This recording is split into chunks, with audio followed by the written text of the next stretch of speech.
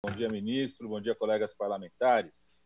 Ministro, acho que, em primeiro lugar, o senhor pode ter certeza que essa comissão e a Comissão de Seguridade e Saúde da Família fará de tudo, mas de tudo, para fortalecer o Sistema Único de Saúde. Não existe possibilidade de reduzirmos mortes e sofrimentos sem uma injeção de fortalecimento no Sistema Único de Saúde, sobretudo nesse momento da pandemia, onde o Brasil é o epicentro dessa pandemia. O senhor está há cerca de 20 dias no Ministério da Saúde. Nesse período, o Brasil passou a ser entre os 10 países do mundo com o maior número de casos, entre os 6 com o maior número de óbitos, ultrapassamos a China em número de óbitos, e estamos em 127º lugar em relação à proporção de testes que nós realizamos. Ministro, o senhor tem certeza, o senhor deve ter certeza já deve ter percebido, aprendido, que aonde o senhor pisar, aonde o senhor falar, vão perguntar para o senhor sobre isolamento social. Então, eu apresentei um projeto, PL 2430, chamado Protege Brasil, que tenta exatamente criar critérios nacionais de aplicação regional para que o Brasil tenha cuidado, critério em qualquer proposta de reabertura das atividades. Ministro, o Ministério da Saúde tem que ser uma barreira aos genocidas que tem de plantão, seja na esplanada ou em cada canto do país. O senhor viu uma reportagem de empresários que fizeram campanha pela abertura do comércio no Pará e que agora que explodiram os casos, esses empresários saem do Pará pagando suas UTIs privadas, quando a maior parte da população não tem acesso a isso. Esse meu projeto de lei, o Protege Brasil, é uma barreira para os genocidas de plantão. Eu queria ter a oportunidade de poder apresentar ao senhor, a sua equipe, a equipe civil, a equipe militar, a quem for profissional de saúde, a quem o senhor quiser, para que o Ministério da Saúde seja uma barreira em relação aos genocidas de plantão. Segundo, o ministro da Economia, Guedes, disse que com 4 a 5 bilhões de reais seria possível aniquilar o coronavírus.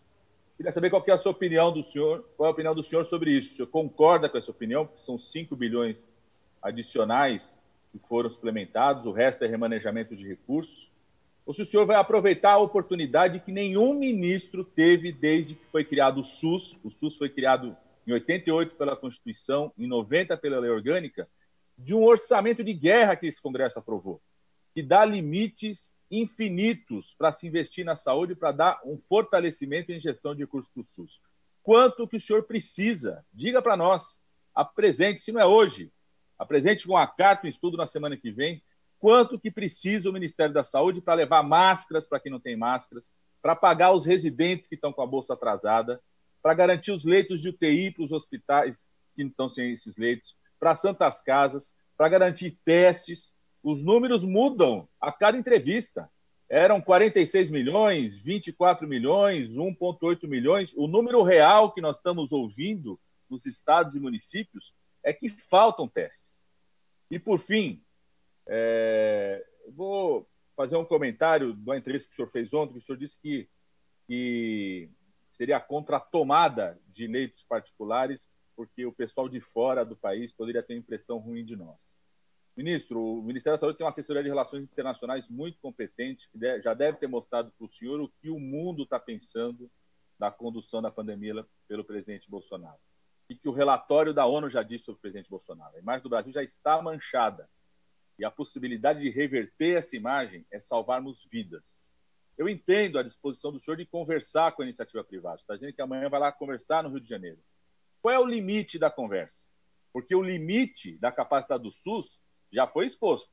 Já está exposto em Manaus, já está exposto em Macapá, já está exposto em Belém, Recife, Fortaleza, o Rio de Janeiro, que o senhor vai ver amanhã, a minha cidade de São Paulo, que já tem mais de 90% dos leitos ocupados, enquanto isso tem 70% só da iniciativa privada ocupada. Qual que é o limite da conversa?